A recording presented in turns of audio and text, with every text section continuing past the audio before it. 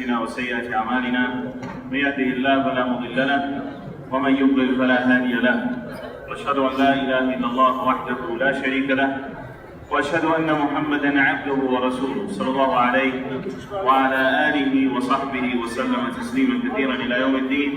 أما بعد, Ibn Abbas radiallahu ta'ala anhuma said that the Prophet sallallahu alayhi wa sallam was the most generous of all people. That is, there was nobody ever that was more generous than the Messenger of Allah sallallahu alayhi wa sallam. Generosity does not just mean that you give your wealth. A person is generous with his time, he's generous with his status. Sometimes a person who knows you may need you to help get something done. The Prophet ﷺ was the most generous of all people at all times. But he was the most generous that he would ever be during the month of Ramadan. So the Prophet ﷺ had this quality of being generous, but he increased in his generosity during Ramadan. There's a point here that needs to be made before we move on to the rest of the hadith. And that is that Allah subhanahu wa ta'ala may have blessed you also to be generous. So maybe He blessed you to be someone who reads the Quran frequently, or who prays at night, or whatever it may be from those good deeds that Allah subhanahu wa ta'ala has blessed you with.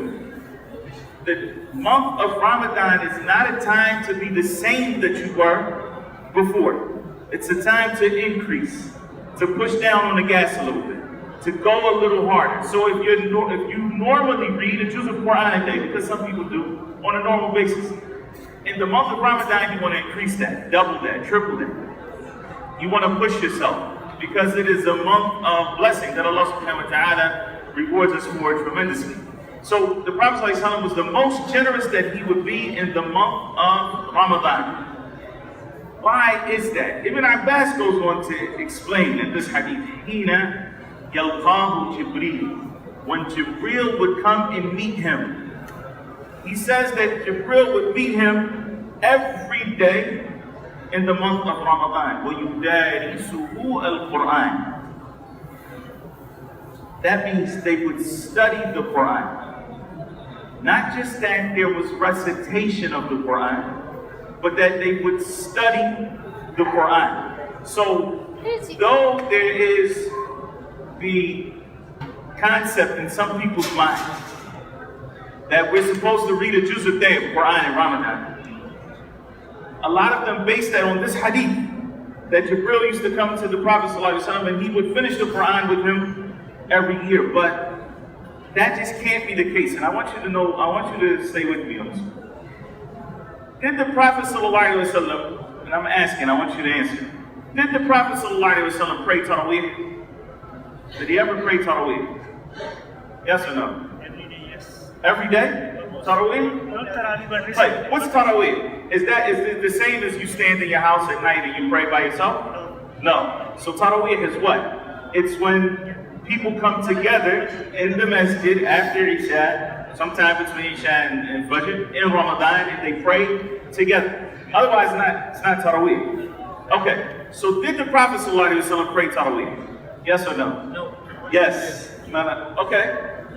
So 3 days.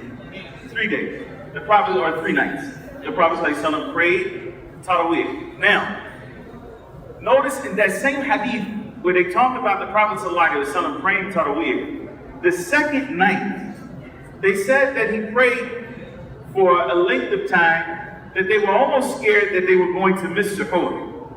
That they were almost scared to miss a suhoor. And the suhoor that was done then was approximately an hour or 45 minutes before the time of Fajr. Because that's waqt as-sahab. That's known as sahab in the Arabic language. So that's that pre-dawn time period. Okay? So if the Prophet ﷺ was praying that long, do you think that he was only praying with the juz of Quran? Outside of Ramadan, Hudayfa radiallahu ta'ala anhu mentioned that he stood next to the Prophet ﷺ and he began reciting Surah Al-Baqarah. This is the night prayer. And he says that the Prophet ﷺ started praying with Surah Al-Baqarah. He said, I thought that he would make ruku' after he recited 100 ayats. Once he got to 101, he knew that the Prophet ﷺ wasn't going to stop. So he said, I thought that he would stop when he finishes Surah Al-Baqarah. He said, but he didn't. And he went on and read Surah An-Nisa. Skipped over Ali Imran. And he read Surah An-Nisa until he finished Surah An-Nisa. And then he went back and he read Ali Imran. Baqarah, Ali Imran, and Nisa, that's 6 juz of Quran. That's not in Ramadan. To think that the Prophet ﷺ read a juz of Quran a day and that's where he stopped, that's not really conceivable. If we look at the Prophet ﷺ's practice outside of the month of Ramadan, what was he doing with Jibreel? He was studying the Quran. Didn't say he would recite it. Yudarisuhu al-Quran. That is, he would teach him the Quran or they would study the Quran together. And so Ramadan, just as it is a month of reciting the Quran, it is also a month to study the Quran, to try to learn more about the Quran and what Allah subhanahu wa ta'ala is telling us. That means that when you read, there's different types of reading. There's the reading that people do, they call it Murud al-Kiram, right? It's just reading to read. They want the blessings. Alif, Lam, Mim, as the Prophet ﷺ said, for every letter, it is as if you are getting 10 hasanas. Okay? You are getting a hasana, and each hasana or each reward is multiplied 10 times over. Just for saying Alif Lam Mim. So if you say Qul, Huwa, Allahu, Ahad. Qul is 2 letters, right? So I mean you can think, so that's 20 reward. So some people read the Quran and they read it in the Arabic language even though they don't know Arabic. But they want the reward of reading the Quran. There's nothing wrong with it. That's a good thing. Alhamdulillah. You get your tongue wet with the remembrance of Allah subhanahu wa ta'ala, and there's no dhikr that is better than the recitation of the Quran. It's the best dhikr. However, is that what is intended from our reading of the Quran? That is that a person reads the Quran, they don't understand anything. They're just getting blessings and rewards for reading the Quran. That is not what is intended from reading the Quran. أَفَلَا يَتَدَبَّرُونَ الْقُرْآنِ Allah subhanahu wa ta'ala says, do they not reflect over the Quran? How can you reflect over the Quran if you don't understand the language? It's impossible. Because reflection comes after tafsir. Tafsir is the meanings, right? The meaning of the Quran, this is the tafsir. Reflection is a level beyond the meaning. Once you understand the meaning of the Quran, now we want to reflect. We want to know why Allah subhanahu wa ta'ala said this at this particular place. Why, when Allah subhanahu wa ta'ala finished these ayat, did he call himself Ghafur Rahim? Why did he say, for example, he's Azizun Duntiqam when he's talking about mercy? Because Allah subhanahu wa ta'ala mentions his names that are appropriate for the context of the verses. And as you read these verses, you start to understand these things, right? This comes from reflection, pondering over the Quran, not simply just reading the words. So, again, the month of Ramadan is not just a month of recitation of the Quran, not just a month of praying behind the Imam, but a month to reflect over the Quran. And so, inshallah, what we're going to be doing in these classes, we're going to be studying a book that is called Kitab, at-Tawheed. What does that have to do with reflection over the Quran? Well, this book, which was authored by Muhammad ibn Abdul Sulaiman al-Tamimi, rahimahullah ta'ala, about 300 years ago, the whole purpose of this book is an in-depth explanation, an in-depth reflection of the statement of Allah subhanahu wa ta'ala, وَمَا خَلَقْتُ الْجِنَّ وَالْإِنسَ إِلَّا لِيَعْبُدُونَ. I have only created jinn and mankind to worship him. That is the purpose of creation. What is worship? How to worship Allah subhanahu wa ta'ala alone? What negates that worship, which is also important. And a lot of us, we don't do enough of that kind of study, which is the study of the opposites, right? How do you recognize the benefit of light until it's dark?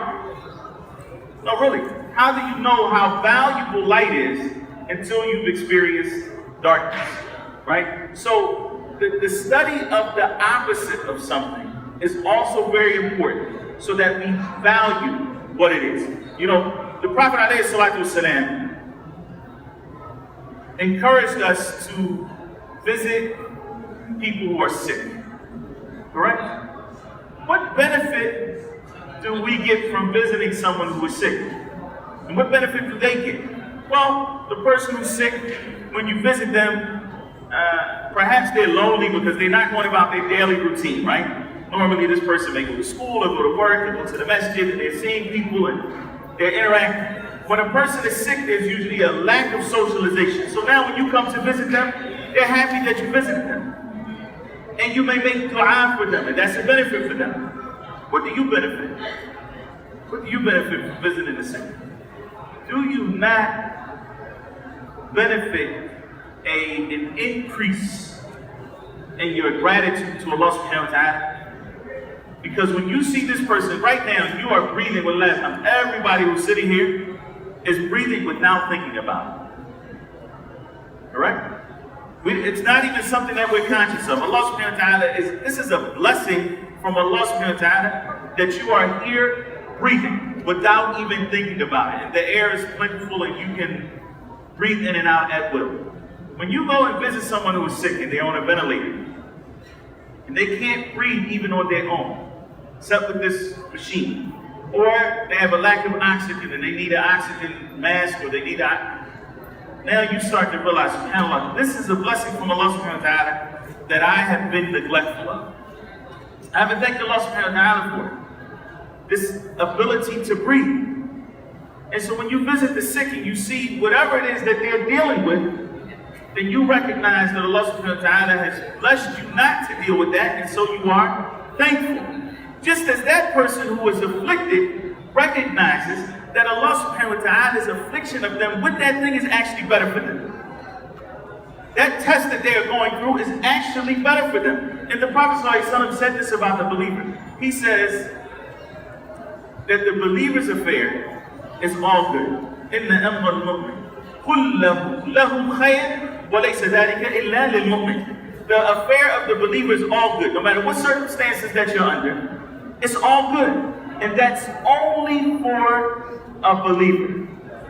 In asabatu sabah shakara fakana khayran lah. If good comes to him, he's thankful. He shows his gratitude to Allah. And that's better for him. When asabatu darra sabara fakana khayran lah. But if some type of calamity afflicts him, then he is patient. And that is better for him. That's something good for him. Because when Allah subhanahu wa ta'ala tests you with something, that's a removal of sins. Perhaps that is a test for you that brings you back to your senses. Some people don't realize maybe you've fallen off the path, that straight path. And Allah subhanahu wa ta'ala afflicts you with something to bring you back to your senses to say, wait a minute, that wasn't the right way to go. And Allah subhanahu wa ta'ala, Allah azza wa jalla is bringing out of you thankfulness. He's bringing out of you this patience. And so all of this is better for you. Okay, back to our topic, which is the book of Tawheed. And the explanation, an in-depth explanation of I have not created jinn and mankind except to worship me, Allah subhanahu wa ta'ala says. Defining for us our purpose in life. And I want to go back to something, we'll get to this ayah. This book that we're going to study, inshallah, the reason why it can be looked at as a study of the book of Allah subhanahu wa ta'ala is because the overwhelming majority of this book is nothing but ayat. It's 67 chapters, the book. Each chapter starts with an ayat. Sometimes many ayat, as we're going to take today, inshallah. This first chapter, 5 ayats. 2 hadith. And that's it. And that is the entire book. Ayat and ahadith. However, it's a thematic study of the Quran. In other words, this theme, this particular topic, the author has put together ayat that deal with that particular topic in one place for us. And then certain ahadith of the Prophet ﷺ And as we know, the sunnah of the Prophet ﷺ explains for us the Quran. Allah subhanahu wa ta'ala sent the Prophet ﷺ for what purpose? To teach us.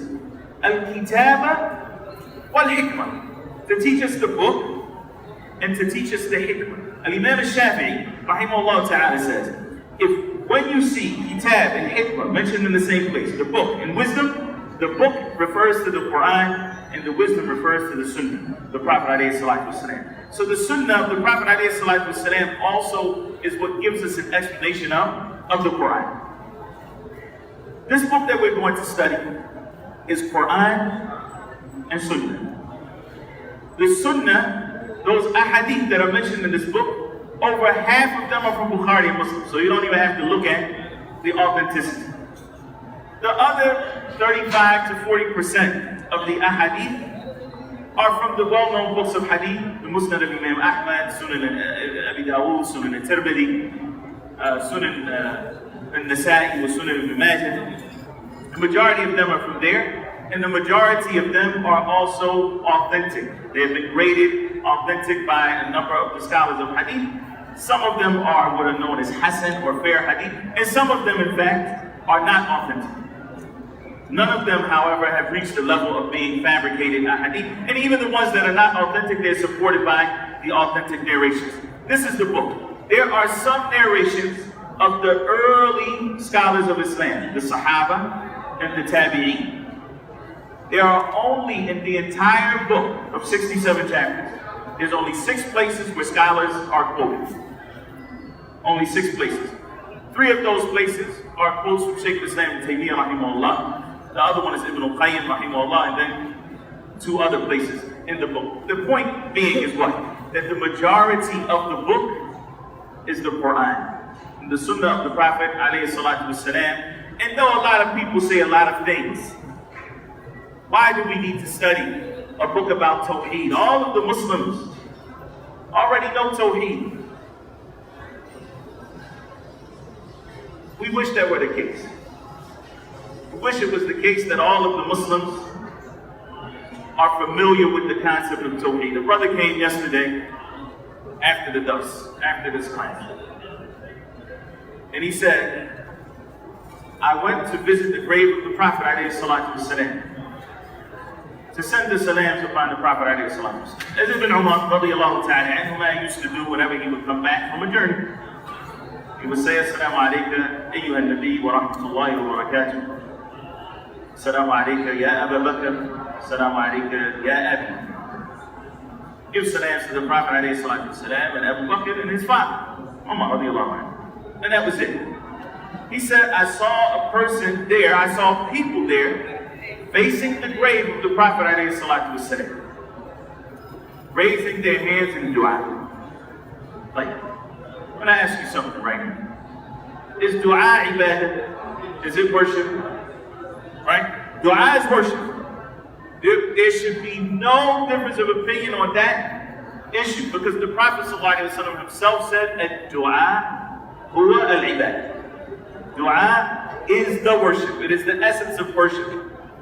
Even the worship that we do on a daily basis, like salat, revolves around what? Dua. After you say Allahu Akbar in salat, and you do dua al-istiftah, for example, you recite Surah Al-Fatiha. In every salat, Surah Al-Fatiha is what? It's dua. Surah Al-Fatiha is dua. You start out by praising Allah subhanahu wa ta'ala, and then you ask Allah, which is the etiquette of dua. You praise Allah subhanahu wa ta'ala, and then you ask Him. So, Fatiha is dua. Dua is ibadah. Okay. Hence, if dua is ibadah, then it can only be for who? You can only make dua to Allah subhanahu wa ta'ala. So anyone making dua to anyone other than Allah subhanahu wa ta'ala, whether that's an angel or a prophet or otherwise, then that person has left Tawheed, as we'll explain inshallah. Because Tawheed is to worship Allah subhanahu wa ta'ala alone. But that is one of the manifestations of at-Tawheed. And so, to think that we don't need to study Tawheed, even for ourselves, not just because we know that there are some Muslims who may fall short in their actualization of Tawheed. But the Prophet ﷺ informed us that the thing that he fears most for this ummah, and we'll study this later on, inshallah, in a few days, we'll cover this. But I just mentioned it now in advance. The Prophet ﷺ said, أَخْوَفُ مَا أَخَافُ عَلَيْكُمْ الشِّرْكُ الْأَصْغَرُ. The thing that I fear most for you is minor shirk. Minor shirk. Okay. What did the Prophet ﷺ describe minor shirk as being? What did he say? Anybody know? Yeah. Okay. Showing off. React. Okay. Now, I want you to just think about this one. When someone shows off, are they calling upon other than Allah? No. Are they making tawaf around other than the Kaaba? Are they prostrating to something else or some statue? No. No, they're not. But the Prophet ﷺ still called it shirk.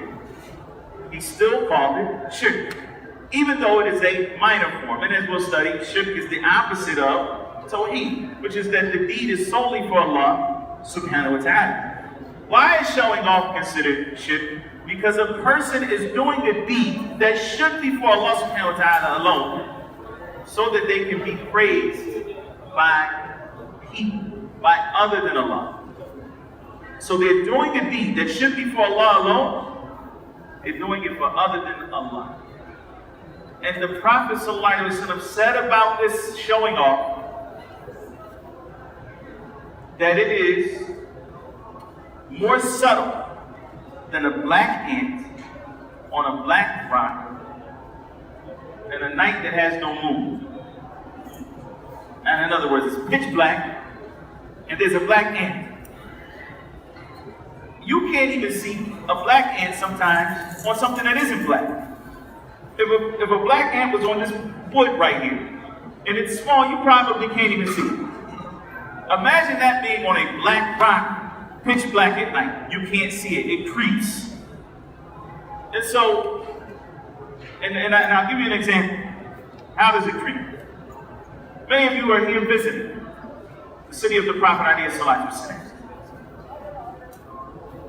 And at the same time, you can't give up social media. And so, after praying Tawheed last night, you go back to the hotel and you pull out your phone. And then you tweet. What a great night of Tawheed at the Prophet's Masjid. You pray for who? Allah subhanahu wa ta'ala. Why is it that you feel the need to let the world know that you just prayed Tawheed, which is not an obligation, by the way? People know you pray Dhuhr, they know you pray Asr, because these are obligations. But Tawheed, the only way they're going to know you prayed is if you let them know that you prayed. You want them to know that you're in Medina, that you've spent your money so that you can come to the city of the Prophet ﷺ. And you want them to know that you prayed Tawheed. And maybe somebody asks, the Imam's recitation was so beautiful, I couldn't help myself from crying. And then the emoji with the tears. But it creeps. The person, when he's doing it, he's not doing it in his mind. This is not riyad. This is not shirk al-asghar, but it is. But it is. And there are many, many instances of these type of things that creep into our actions, that our deeds that should be for Allah subhanahu wa ta'ala alone. And that's why it's so critical that we study at-Tawheed. What is Tawheed? Is it an obligation on everybody? Why do I need to know it? How does it manifest itself? How do I make sure? What is the reward for Tawheed? How do I make sure that I am a true practitioner of of at-Tawheed. And then what are those things that are contrary and contradict Tawheed, or if they don't totally contradict it, diminish the reward of my Tawheed? All of this is critical for us to study. And the reason why is because it is the very purpose of our existence. You think about somebody.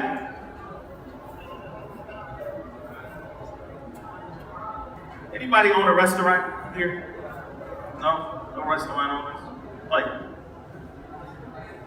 think about somebody who owns a restaurant. Restaurant needs a lot of things to operate. The most important thing is what? What's the most important thing at a restaurant? The food. Correct? But if you want customers, can your restaurant be dirty? Is it going to attract customers? No, so it needs to be clean. The dishes that you serve the food on also need to be clean. You need to have someone who takes account of the income, meaning the money that is received and the money that goes out. All of this is part of running the restaurant business. The most important thing is what?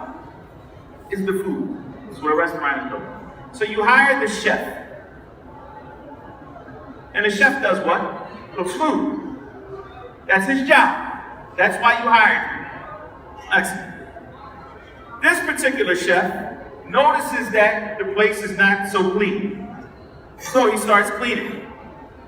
He notices that you don't have an account. You're not keeping the books well. So he's doing. But all of this that he's doing, he doesn't have enough time to cook. You hold him to account. You say, I hired you for the purpose of what? Of cleaning. Of cooking. You're supposed to cook. Then he says, I understand it. But look at all of these great things I'm doing for you. Look at these great things I'm doing for the restaurant. Is that going to be enough to keep him his job? No. Because he didn't do what he was hired for. He didn't do what he was hired for. Allah subhanahu wa ta'ala created us for a noble purpose. We benefit from it. Allah subhanahu wa ta'ala doesn't benefit from it. And that is to worship Him subhanahu wa ta'ala. If we don't do that, if we are not worshiping Allah subhanahu wa ta'ala, then we are not fulfilling our purpose on this earth. It doesn't matter what else we do. It doesn't matter that we may say to ourselves, and this is an interesting point, again, that we'll cover in more detail as we go on, inshallah. Some people believe that it's enough just to be good to people. I'm a good person. You hear people say, I have a good heart. Good to my neighbors. I don't do anything, but I don't do anything wrong. But he also doesn't worship Allah. And he thinks it's enough that he is a so-called, and I'm putting this in quotes, a so-called good person. The reality is, all of those things we look at as being good things, and they are. It's good that you are kind to your neighbor. It is good that you are a person who upholds justice. Because part of this deen, if not the entirety of the deen, is built on al-adl. It's built on justice. But part of that justice, as we know as Muslims, is to put everything in its proper place, which means that we have to worship our Creator subhanahu wa ta'ala. Beyond that. So if we look at social justice, if you will, we look at many of the things that the prophets of Allah, alayhi salatu wassalam, called to in the Quran. They talked about fairness in the marketplace when using the scales. The prophets of Allah. They talked about these things. But what did they talk about first? And what was the cornerstone of the call of all of the prophets? Ya qawm, u'budullah. Ya qawm, u'budullah. Ma lakum min ilahin ghayruh. Oh my people, worship Allah. This was their first call. There you don't have any deity other than Him. That is, that there is no true God, no God deserving of your worship other than Allah subhanahu wa ta'ala. This was the cornerstone of their doubt. Why is that important? Because when we look at these issues of, I'm a good person, I have a good heart, I fight for the rights of the oppressed, I do all of these wonderful things. If it is not based on pleasing Allah subhanahu wa ta'ala alone, then it is going to be based on something else. And it will come crumbling down. It's not based on a strong foundation. Let me give you an example. There's some people who fight for the rights of the oppressed. You know why? Not because they want to please Allah subhanahu wa ta'ala, but because they feel guilty that they have a certain social status. They recognize that they've been blessed with wealth. And they feel guilty because they see people who don't have wealth. They're poor. They don't have enough to eat. And that is what motivates them to do good. Their guilt. Not to please Allah subhanahu wa ta'ala. So what happens when they stop feeling guilty? And they don't do it anymore. Because the motivator is not there. And that is why the prophets of Allah, alayhimu salatu wassalam, it's the same thing with, we kind of talked about this yesterday with your children. If your children pray only because you're watching, then guess what happens when you're not watching? You're not praying. This is part of Tawheed, is that the heart is attached to Allah subhanahu wa ta'ala. So we're going to start with the book, and hopefully these concepts will become clear as we move on. بسم الله والحمد لله والصلاة والسلام على رسول الله. اللهم اغفر لنا ولشيخنا وللسامعين. The author rahimahullah ta'ala said, Kitab at-Tawheed, Bismillah ar-Rahman ar-Rahim, وقوله تعالى وما خلقت الجن والإنس إلا ليعبدون. طيب. Kitab at-Tawheed. At-Tawheed, a lot of times, is translated as monotheism. And I'm sure we probably heard that terminology. The word monotheism it means the belief that there's only one God. The belief that there's only one God. And the term Tawheed is a bit more comprehensive than that, as we'll come to learn through our studies, inshallah ta'ala.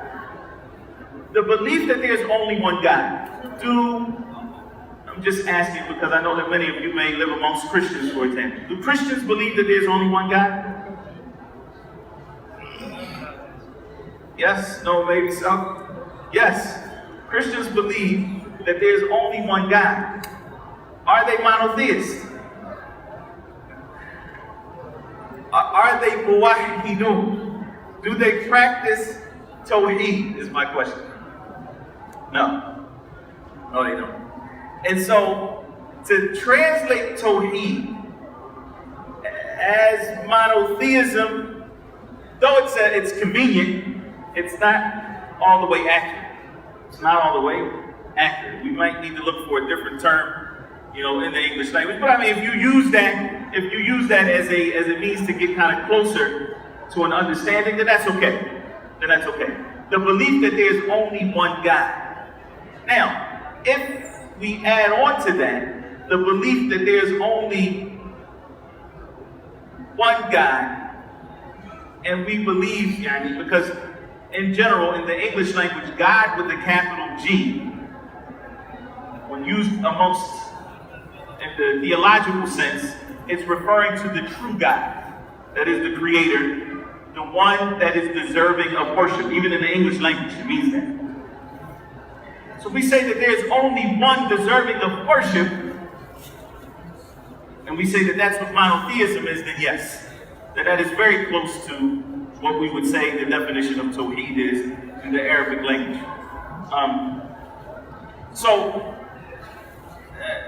just for the purpose of study, Tawheed, it means to single out Allah with that which is specific to Him. To single out Allah, wahada yuwahidu tawheedan, it means ifradullah bi khasa'isihi. To single out Allah subhanahu wa ta'ala with that which is specific to Him. And that may cover, and we'll cover this inshallah, His actions, because Allah subhanahu wa ta'ala, there are actions that are specific to Allah subhanahu wa ta'ala. And we need to affirm them for Allah azza wa jalla alone. Like creating, like the creation. So Allah subhanahu wa ta'ala has created, and that is specific to Him subhanahu wa ta'ala.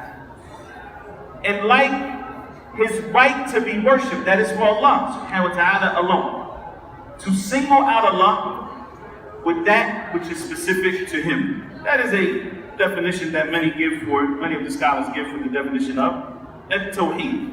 Like,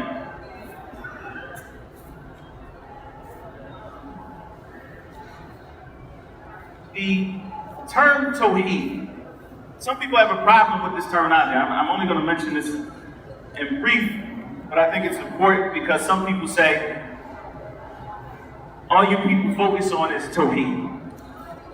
And it's not even in the Quran. You start from Surah Al-Fatiha, and you read to Surah Al-Nas. Will you see the word Tawheed? Some of you have memorized the Quran. Is the word Tawheed in the Quran? The word Tawheed. Is in the Quran? Yes or no? Maybe so. Like, who says yes? It's in the Quran. Nobody. No. Who says no? Who doesn't know? It's okay. Like, no, the word Tawheed is not in the Quran. The word Tawheed. The concepts of Tawheed, meaning that Allah subhanahu wa ta'ala is to be singled out and worshipped, is from the beginning of the Quran to the end of the Quran. The concept is there. The word is not in the Quran, but the word is in the Sunnah of the Prophet alayhi salatu wasalam. We're going to read some of those hadith. But before we get there, I just want to mention this because it was something interesting. A few years ago, I saw a debate. It was called the Trinity versus Tawheed. Okay, it was a debate between a Christian and a Muslim. The Trinity versus Tawheed. And so the Muslim begins his debate by exposing the fact that the word Trinity does not exist in the Bible. You read the Bible, the Old Testament and the New Testament.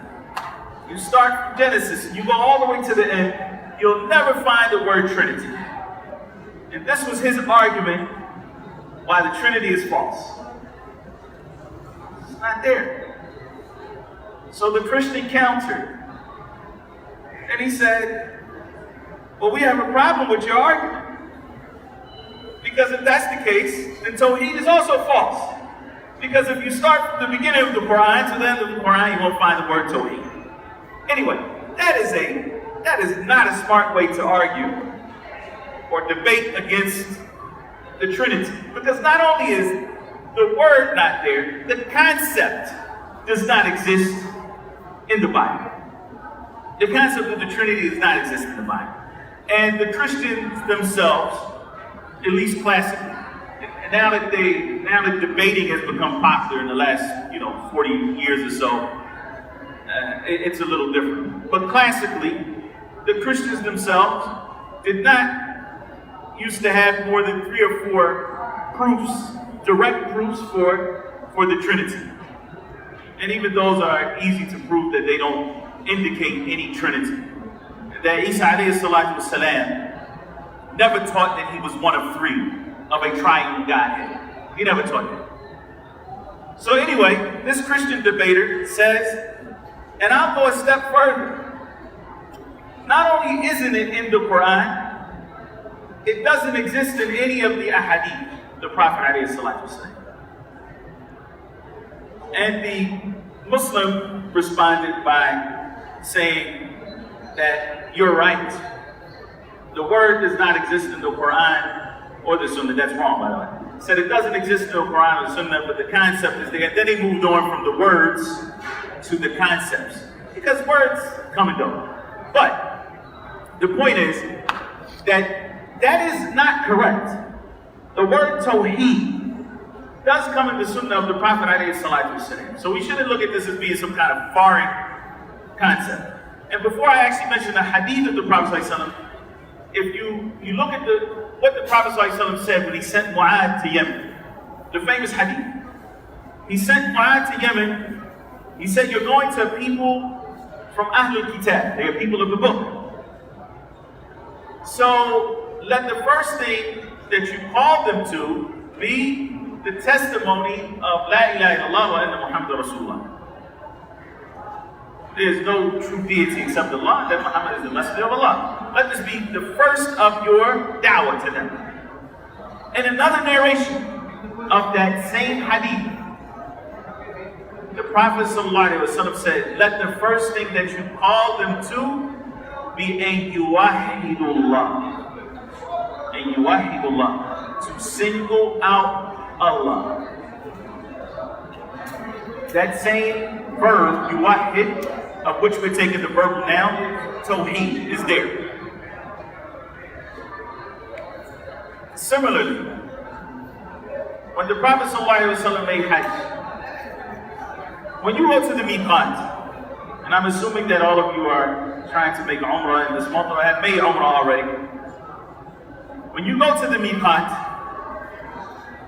as you're leaving the miqat and you're heading to Mecca, what do you say the whole time? From the time that you leave the miqat all the way to Mecca, what do you say?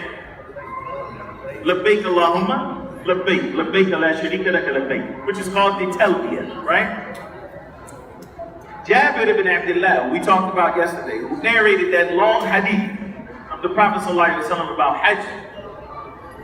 He says, when the Prophet ﷺ was at the miqat, he says, فَأَهَلَّ رَسُولُ اللَّهِ صَلَّى اللَّهُ عَلَيْهِ وَسَلَّمَ بِالتَّوْحِيدِ. He said that the Prophet ﷺ proclaimed at-Tawheed.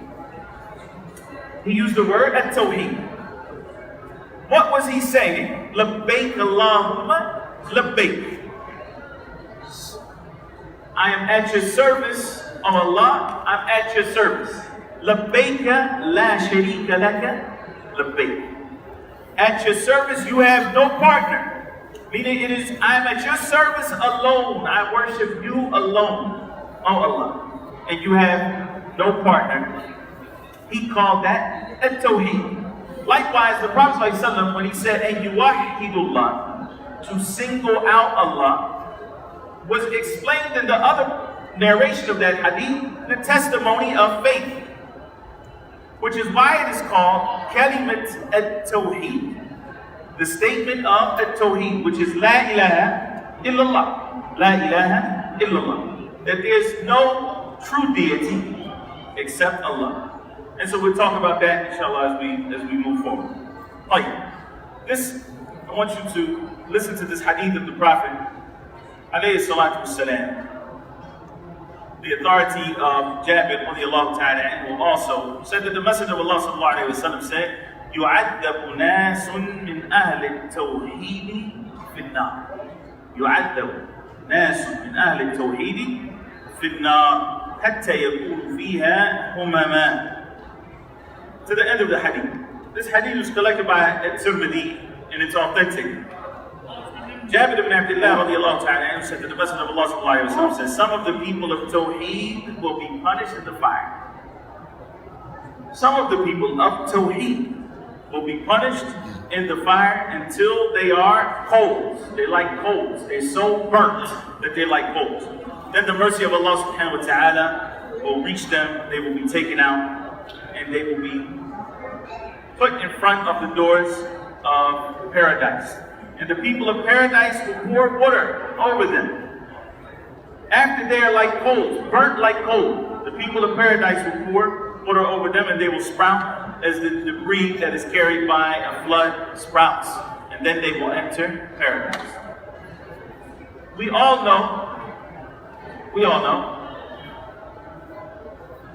that there are some Muslims who, before entering paradise, will be purified in the fire. They will be purified by the fire of hell.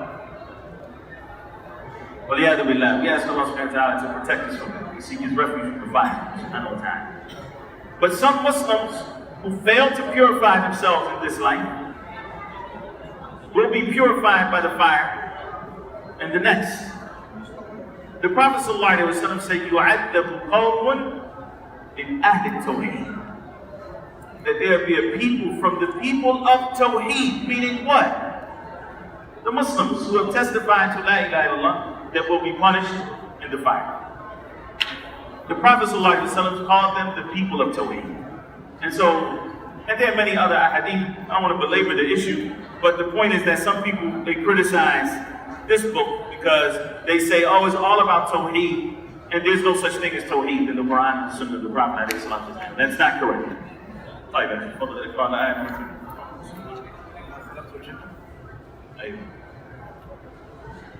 وقوله تعالى وما خلقت الجن والإنس إلا ليعبدون.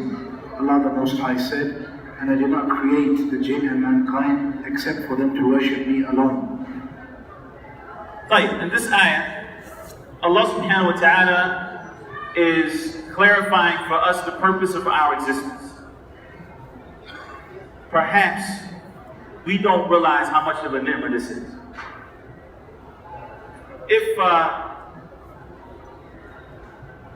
If your father gave you a plane ticket, here's your plane ticket. He sends you to any place on earth. A remote island, perhaps, in the middle of the Indian Ocean. Says, here's a plane ticket. And you said, but Dad, for what? He said, take the ticket and go. Return ticket is 3 years later.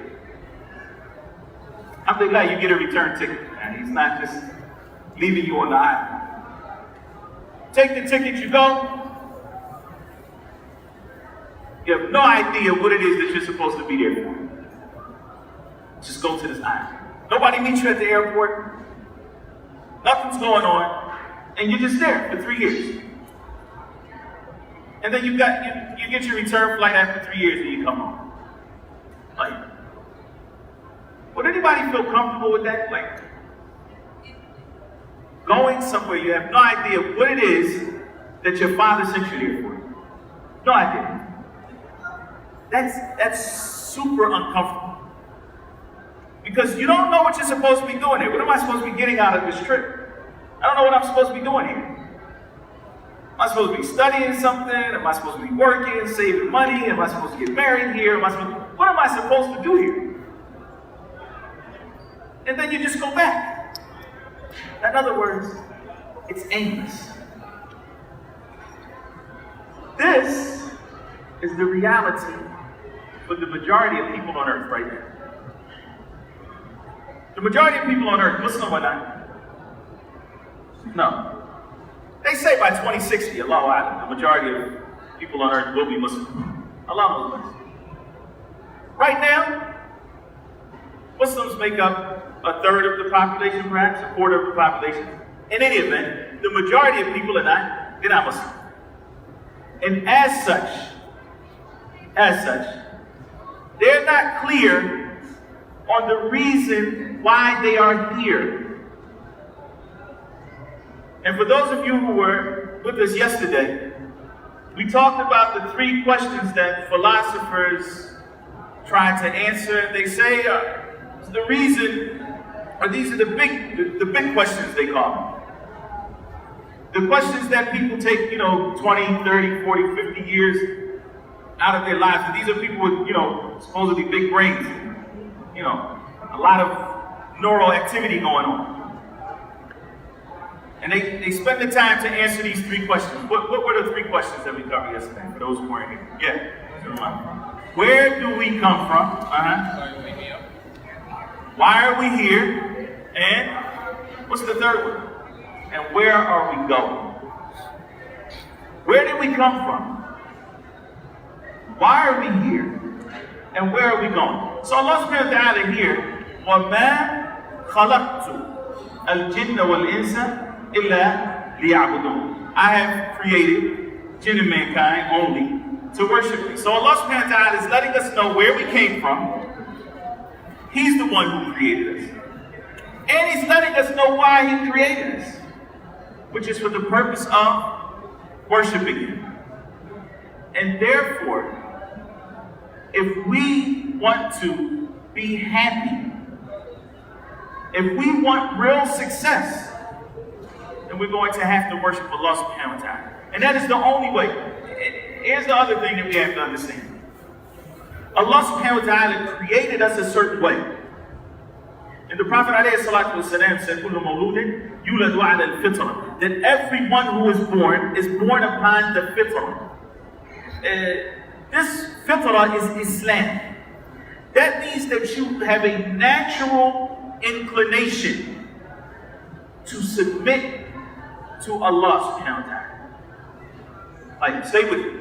You know, this point, stay with me. You have a natural inclination to do what?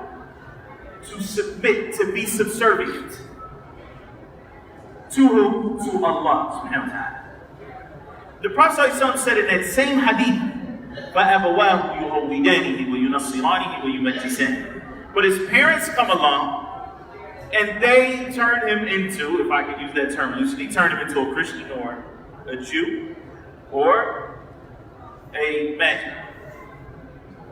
Like, here's the key here. A lot of us don't recognize when we read this hadith, because a lot of you heard this hadith before. Yeah, we know everybody's born a Muslim. Yeah, that's beautiful. But was born upon the fitrah, he was born with the natural inclination to be subservient to Allah. No one can change that first one, which is to be subservient. To Allah is the part that is being changed. What does that mean? That means that every human being, it is natural to be subservient to something else. You are going to be a slave to something. Allah Azza wa Jal created you that way. And He created you to be His servant, subhanahu wa ta'ala. If you are not His servant, you will serve something else. But your pleasure is only in serving Allah subhanahu wa ta'ala, because He's the only one with whom His remembrance your heart finds tranquility. He's the only one through worshiping Him that you attain true peace. Not just in this life, but also in the hereafter. And so it is, Allah subhanahu wa ta'ala is clarifying for us here that you're not going to feel right. The same way that person's sitting on that island for 3 years, not knowing why they're supposed to be there, they're not going to feel right. They're going to feel aimless. They're not going to feel any type of tranquility inside, because they don't know what they're supposed to be doing there. And because of that, they try to make a way for themselves. They occupy their time. That's it. So that they don't go crazy. Like a person who has an indefinite jail sentence. He doesn't know when he's coming out. And so he has to occupy his time so he doesn't go crazy. Likewise, the person who's on this earth and doesn't realize why they are here. They don't realize that they are here to worship Allah subhanahu wa ta'ala. They can't find peace. They can't. It's impossible for them to find that true tranquility. And therefore, it is the servant of Allah subhanahu wa ta'ala who is benefiting through that worship. And that is why Allah subhanahu wa ta'ala says immediately after this ayah, after He says, وَمَا خَلَقْتُ الْجِنَّ وَالْإِنسَ إِلَّا لِيَعْبُدُونَ, He says what? مَا أُرِيدُ مِنْهُمْ مِنْ رِزْقٍ وَمَا أُرِيدُ أَنْ يُطْعِمُونَ. I don't want from them any provisions. I don't want from them to feed me. I don't get any benefit from them worshiping me. This is the first ayah of this book that we are studying.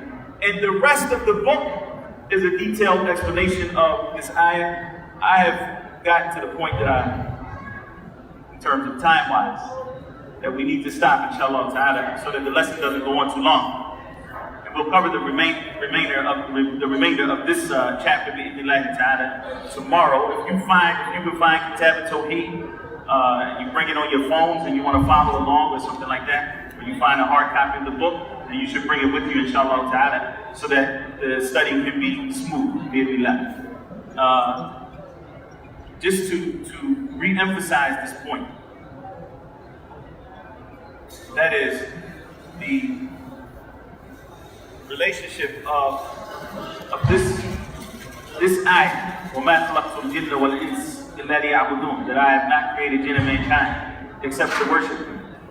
The relationship between that and the remainder of our study is that this ayah is a clear indication for us that worshiping Allah alone is an obligation. That worshiping Allah alone is an obligation. How does it prove that it's an obligation? Did Allah say in this ayah, "Budni, worship me"? Is that what He said? No. But what did He say?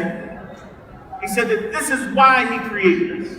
And so therefore, when Allah subhanahu wa ta'ala defines for us that purpose, then we know it is our obligation to fulfill that purpose. So it becomes an obligation.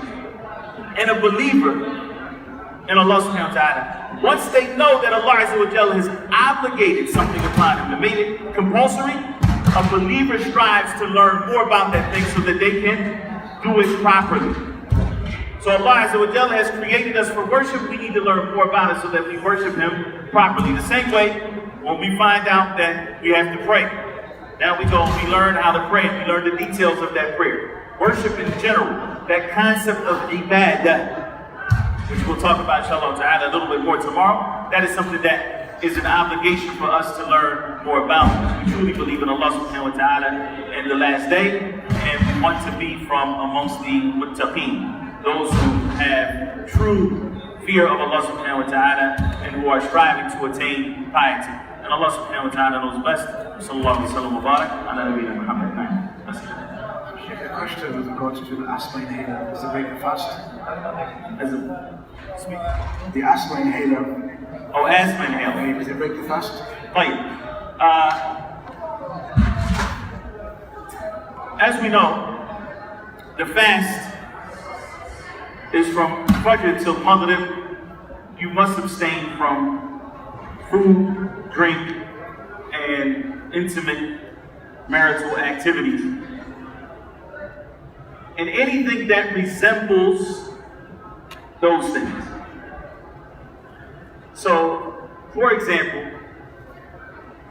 a person who takes an IV, that is not food nor is it drink, but it takes the place of food and drink, and it's intravenous, so it goes into the vein, then this is something that will also break the fast.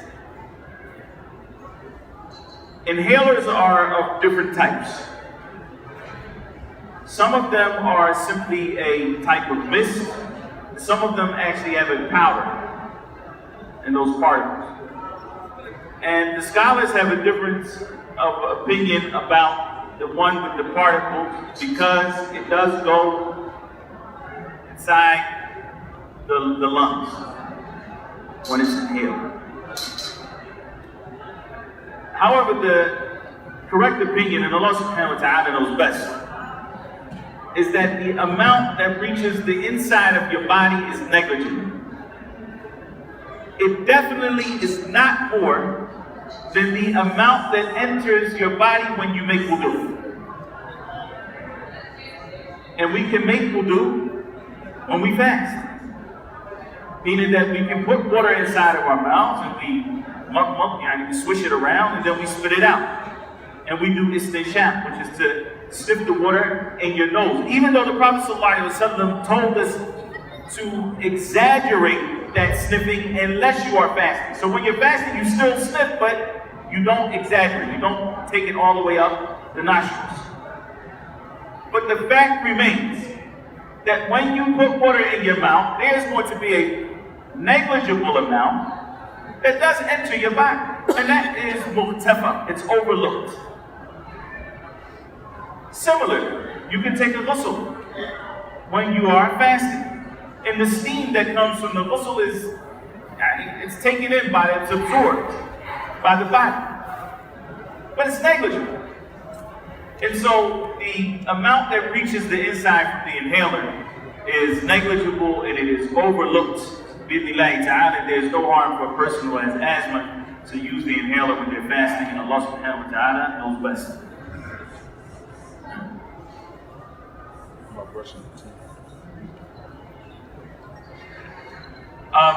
The question about brushing the teeth and using mouthwash. In terms of brushing the teeth, the Prophet ﷺ used to use a miswak when he was fasting. And the miswak is not simply a dry piece of stick or wood. There are properties in that miswak that can be tasted. And in fact, it is permissible to taste food for a person who is fasting, because tasting doesn't require that you swallow. All right. So here, the issue of brushing one's teeth is similar to the miswak. It's not the same, but it's similar to the miswak. And a person can brush their teeth when they are fasting, as long as they do their best to spit out the remainder of whatever's in their mouth. Like you would do in any normal occasion. You're not going to swallow toothpaste. So a person can. However, they should limit that. And it's not something that a person should constantly do while they're fasting, but for a number of reasons. Number one is because if you brush your teeth prior to Salat al-Fajr, then any of the food that was remaining in your mouth, you did it for the purpose of cleaning your teeth, then inshallah that's done. That's done. If you're doing it to try to rid yourself of the smell that is emanating from your mouth, it's actually coming from inside. It's not coming from your mouth. And so it's not really going to do the job. The issue of mouthwash, again, this is something that is permissible because it's not something that you're swallowing. And it doesn't take the place of food and drink in any situation. However, it's better to avoid it. It's better to avoid mouthwash because, again, it's not going to do what it is that a person thinks it's going to do. The smell is not coming simply from your mouth. The smell of a fasting person's breath is actually coming from the fact that they haven't eaten for some period of time. So it's coming from the inside. Now, so it's better to avoid. Now,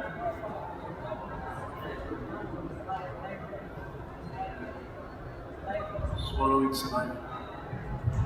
Yeah, swallowing the saliva, there's no harm in it. There's no harm in swallowing saliva. And that would be very difficult if a person could not. And the deed is easy, alhamdulillah. يريد الله بكم اليسر. Allah subhanahu wa ta'ala wants ease for you. Do we need to pray before we break our fast, or we pray, which is the mustahab law in the hadith, after we open our fast, we break our fast?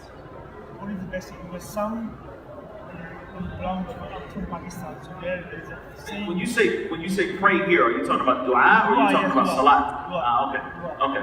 So you're saying, is there a specific dua that is made when breaking the fast? And before or after?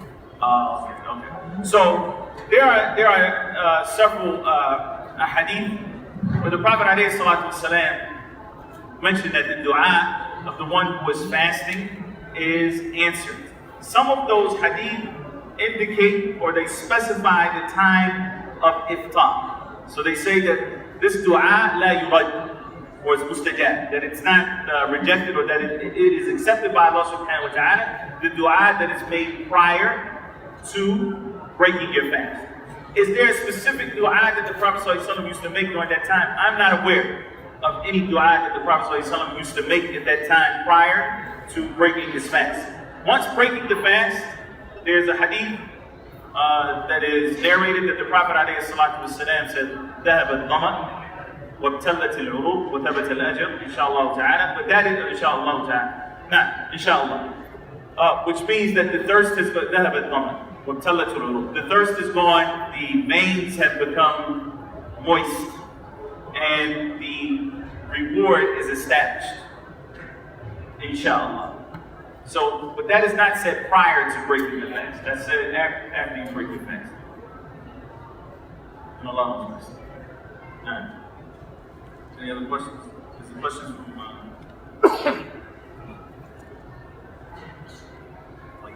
سبحانك اللهم وبحمدك اشهد ان لا اله الا انت استغفرك واتوب اليك. A reminder, Ikhwan, the Prophet alayhi salatu wasalam